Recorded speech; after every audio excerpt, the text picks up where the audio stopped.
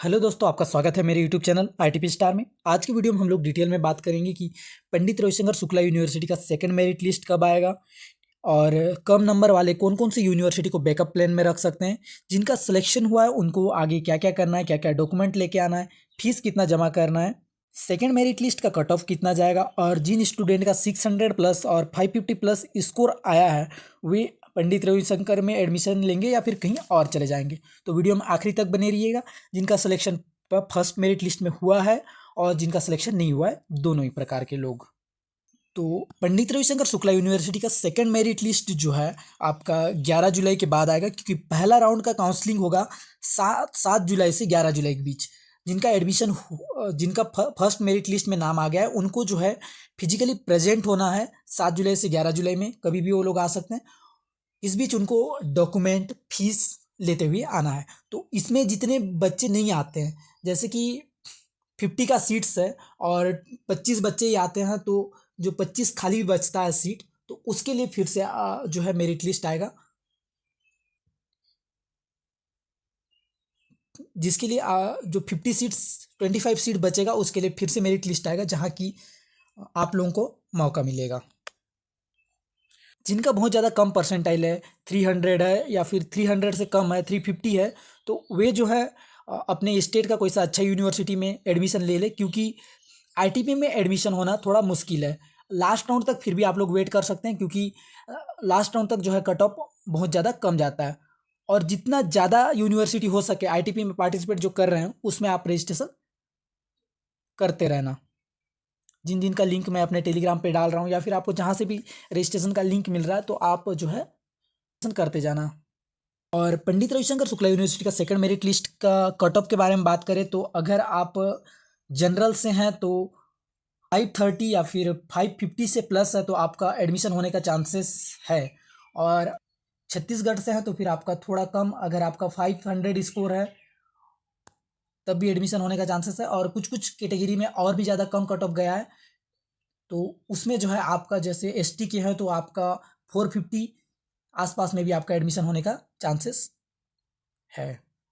Pandit Ravishankar Shukla university का जो cut off है इसलिए हाई है क्योंकि सबसे पहले पंडित रविशंकर शुक्ला यूनिवर्सिटी का रजिस्ट्रेशन स्टार्ट हुआ, तो बहुत सारे स्टूडेंट जो हैं रजिस्ट्रेशन कैसे होता है उसको एक्सपीरियंस करने के लिए भी रजिस्ट्रेशन किए। और इसका रजिस्ट्रेशन फ्री है, तो जितने भी स्टूडेंट को रजिस्ट्रेशन का लिंक मिला तो सबने रजिस्ट्रेशन कर दिया।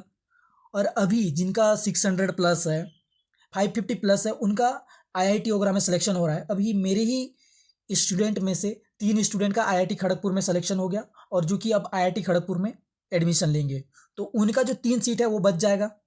और वैसे ही अब आरआई भोपाल का भी मेरिट लिस्ट आएगा, आरआई अजमेर का आएगा, सेंट्रल यूनिवर्सिटी लोग का आएगा, कुछ कुछ सेंट्रल यूनिवर्सिटी का तो अभी रजिस्ट्रेशन ही स्टार्ट नहीं हुआ है। तो इससे जो है बच्चे वहाँ वहाँ एडमिशन लेते जाएंगे तो कट ऑफ कम होता जाएगा।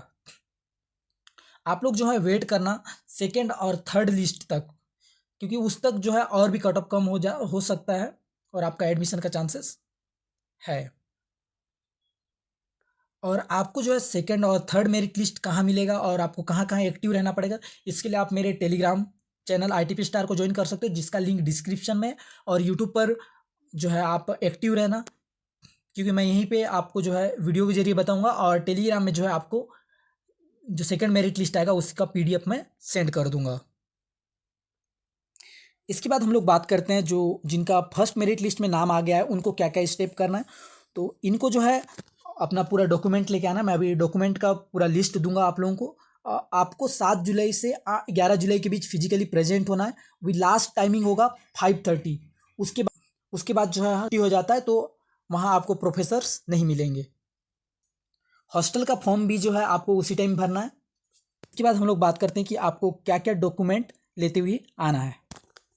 डॉक्यूमेंट में जो है यहाँ जितने भी डॉक्यूमेंट दे रहे लिखा हुआ है सबको आपको लेते हुए आना है। पहले 10th का सर्टिफिकेट, 10th, उसके बाद 12th का सर्टिफिकेट, ट्रांसफ़र सर्टिफिकेट जो कि आपको स्किल से मिलता है उसको लेते हुए आना है। उसके बाद कैरेक्टर सर्टिफिकेट, ये भी आपको स्कूल से ही मिलता है, इसको लेते हुए आना है। आपको माइग्रेशन सर्टिफिकेट लेते हुए आना है, जो कि आपको स्कूल से मिलता है, या फिर अगर आप किसी कॉलेज में एडमिशन ले लिए हो तो फिर वहाँ से भी मिल जाता है। उसके बाद जो है आपका कास्ट सर्टिफिकेट, अगर आप रिजर्वेशन से एडमिशन लिए हो, जैसे एसटी कैटेगरी में एडमिशन लिए हो, छत्तीसगढ़ के हो, ठीक है। तो आपको कास्ट सर्टिफिकेट लेते हुए आना ही आना है। इसके बाद जो है आपको इनकम सर्टिफिकेट लेते हुए आना है। इनकम सर्टिफिकेट जो है आपको स्कॉलरशिप मिलने के टाइम और हॉस्टल मिलता है तो उसमें भी आपका बेनिफिट मिलता है। उसके बाद आपको आधार कार्ड लेते हुए आना है और अभी रिसेंट का आपका फ़ोटो 4 से 6 कॉपी लेते हुए आना है, क्योंकि आपको बहुत जगह आपका फ़ोटो जो है अटैच करना पड़ेगा।